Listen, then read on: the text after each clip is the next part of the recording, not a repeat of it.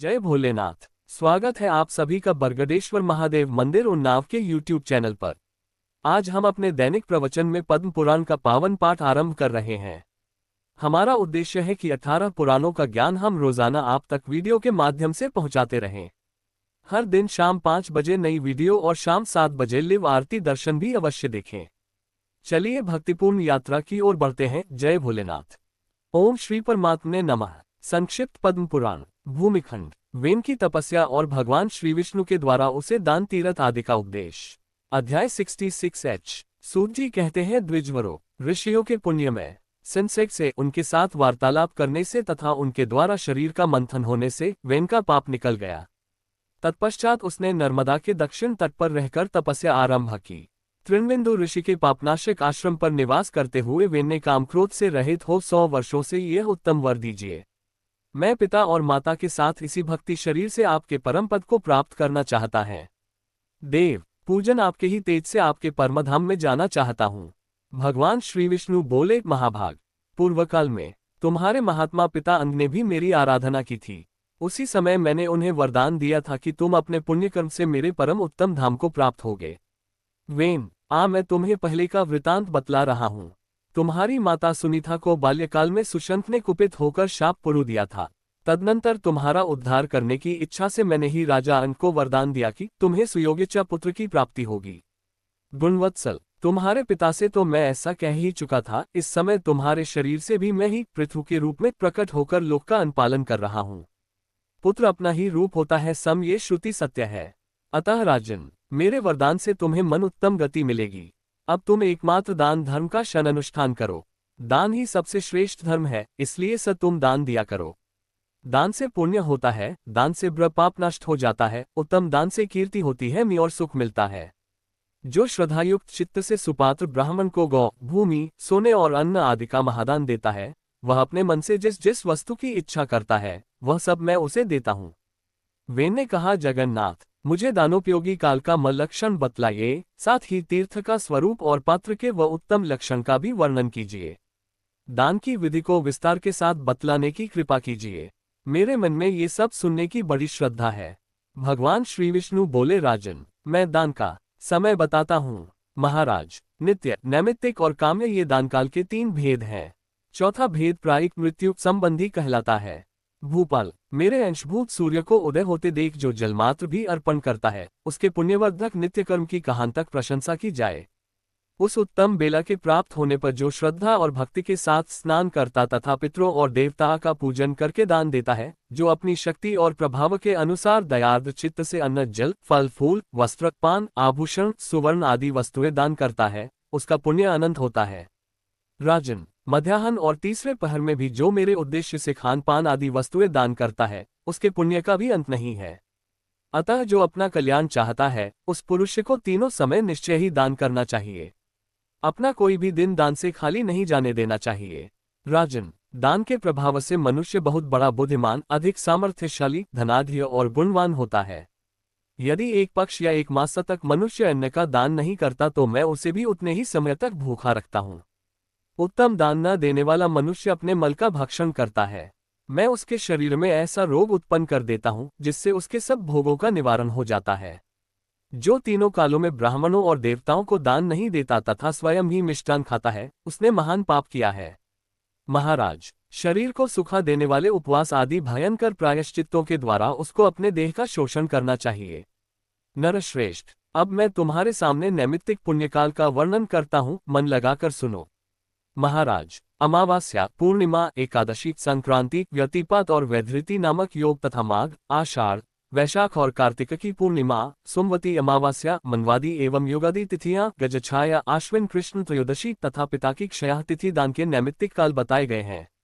नृपश्रेष्ठ, जो मेरे उद्देश्य से भक्तिपूर्वक ब्राह्मण को दान देता है, उसे मैं निश्चय पूर्वक महान सुख और स्वर्ग, मोक्ष आदि बहुत कुछ प्रदान करता हूँ।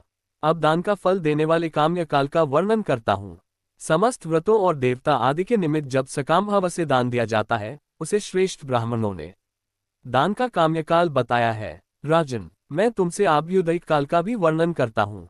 संपूर्ण शुभ कर्मों का अवसर, उत्तम वैवाहिक उत्सव, नवजात पुत्र के जातकर्म आदि संस्कार तथा चूड़ाकर्म और उपनयन आदि का समय, मंदिर, ध्वजा, देवता, बावली, कुआं, सरोवर और बगीचे आदि की प्रतिष्ठा का शुभ अवसर, इन सबको आभ्युदयिक काल कहा गया है। उस समय जो दान दिया जाता है वह संपूर्ण सिद्धियों को देने वाला होता है। नृपश्रेष्ठ, अब मैं पाप और पीड़ा का निवारण करने वाले अन्य काल का वर्णन करता हूँ। मृत्यु काल प्राप्त होने पर अपने शरीर के नाश को समझकर दान देना चाहिए। वह दान यमलोक के मार्ग में सुख पहुंचाने वाला होता है। महाराज, नित्य, नैमित्तिक और कामयाभ्युदयिक काल से भिन्न अंत्यकाल, मृत्यु संबंधी काल का तुम्हें परिचय दिया गया। ये सभी काल अपने कर्मों का फल देने वाले बताए गए हैं। राजन, अब मैं तुम्हें तीर्थ का लक्षण बताता हूँ। उत्तम तीर्थों में ये गंगाजी बड़ी पावन जान पड़ती हैं। इनके सिवा सरस्वती, नर्मदा, यमुना, तापी, ताप्ती, चरमनवती, सरयू, घाघरा और वेना नदी भी पुण्यमयी तथा पापों का नाश करने वाली हैं। कावेरी, कपिला, विशाला, गोदावरी और तुंगभद्रा ये भी जगत को पवित्र करने वाली मानी गई हैं। भीमर्थी नदी सदा पापों को भय देने वाली बताई गई है। वेदिका, कृष्णगंगा तथा अन्यान्य श्रेष्ठ नदियां भी उत्तम हैं। पुण्य पर्व के अवसर पर स्नान करने के लिए इनसे संबद्ध अनेक तीर्थ हैं। गांव अथवा जंगल में जहां भी नदियां हो, सर्वत्र ही वे पावन मानी गई हैं। अतः वहां जाकर स्नान, दान आदि कर्म करने चाहिए। यदि नदियों के तीर्थ का नाम ज्ञात न हो तो उसका विष्णु तीर्थ नाम रख लेना चाहिए। सभी तीर्थों में मैं ही देवता हूँ।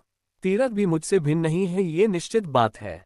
जो साधक तीर्थ देवताओं के पास जाकर मेरे ही नाम का उच्चारण करता है, उसे मेरे नाम के अनुसार ही पुण्य फल प्राप्त होता है। नृपनंदन, अज्ञात तीर्थों और देवताओं की सन्निधि में स्नान, दान आदि करते हुए मेरे ही नाम का उच्चारण करना चाहिए। विधाता ने तीर्थों का नाम ही ऐसा रखा है। भूमंडल पर 7 सिंधु परम पवित्र और सर्वत्र स्थित हैं। जहाँ कहीं भी उत्तम तीर्थ प्राप्त हो, वहां स्नान, दान आदि कर्म करना चाहिए। उत्तम तीर्थों के प्रभाव से अक्षय फल की प्राप्ति होती है। राजन, मानस आदि सरोवर भी पावन तीर्थ बताए गए हैं तथा जो छोटी छोटी नदियां हैं उनमें भी तीर्थ प्रतिष्ठित है। कुएं को छोड़कर जितने भी खोदे हुए जलाशय हैं उनमें तीर्थ की प्रतिष्ठा है। भूतल पर जो मेरु आदि पर्वत हैं वे भी तीर्थ रूप हैं। यज्ञ भूमि, यज्ञ और अग्निहोत्र में भी तीर्थ की प्रतिष्ठा है।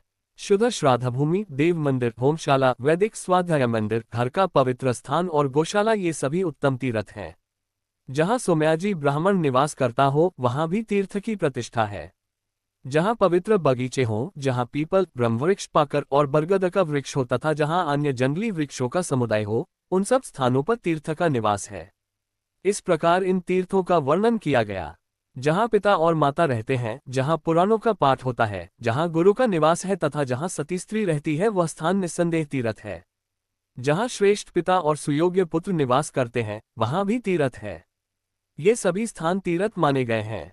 महाप्राज्ञ, अब तुम दान के उत्तम पात्र का लक्षण सुनो। दान श्रद्धापूर्वक देना चाहिए। उत्तम कुल में उत्पन्न, वेदाध्ययन में तत्पर, शांत, जितेंद्रिय, दयालु, शुद्ध, बुद्धिमान, ज्ञानवान, देव पूजाप्रयण, तपस्वी, विष्णुभक्त, ज्ञानी, धर्मज्ञ, सुशील और पाखंडियों के संग से रहित ब्राह्मण ही दान का श्रेष्ठ पात्र है। ऐसे पात्र को पाकर अवश्य दान देना चाहिए। अब मैं दूसरे दान पात्रों को बताता हूँ। उपर्युक्त गुणों से युक्त बहन के पुत्र, भांजे को तथा पुत्री के पुत्र, दौहित्र को भी दान का उत्तम पात्र समझो। इन्हीं भावों से युक्त दामाद, गुरु और यज्ञ की दीक्षा लेने वाला पुरुष भी उत्तम पात्र है।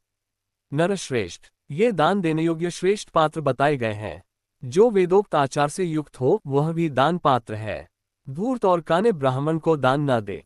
जिसकी स्त्री अन्याय युक्त दुष्कर्म में प्रवृत्त हो, जो स्त्री के वशीभूत रहता हो, उसे दान देना निषिद्ध है। चोर को भी दान नहीं देना चाहिए। उसे दान देने वाला मनुष्य तत्काल चोर के समान हो जाता है। अत्यंत जड़ और विशेषता षट ब्राह्मण को भी दान देना उचित नहीं है। वेद शास्त्र का ज्ञाता होने पर भी जो सदाचार से रहित हो वह श्राद्ध और दान में सम्मिलित करने योग्य कदापि नहीं है। श्रद्धापूर्वक उत्तम काल में, उत्तम तीर्थ में और उत्तम पात्र को दान देने से उत्तम फल मिलता है। राजन, संसार में प्राणियों के लिए श्रद्धा के समान पुण्य, श्रद्धा के समान सुख और श्रद्धा के समान तीर्थ नहीं है। नृपश्रेष्ठ, श्रद्धा भाव से युक्त होकर मनुष्य पहले मेरा स्मरण करे, उसके बाद सुपात्र के हाथ में द्रव्य का दान दे। इस प्रकार विधिवत दान करने का जो अनंत फल है उसे मनुष्य पा जाता है और मेरी कृपा से सुखी होता है। आशा है आज का पद्म पुराण पाठ आपके जीवन में शांति और आशीर्वाद लाएगा। कृपया चैनल को लाइक, शेयर और सब्सक्राइब अवश्य करें। शाम 7 बजे लिव आरती दर्शन में जरूर जुड़ें। फिर मिलेंगे कल शाम 5 बजे एक नए अध्याय के साथ। जय भोलेनाथ।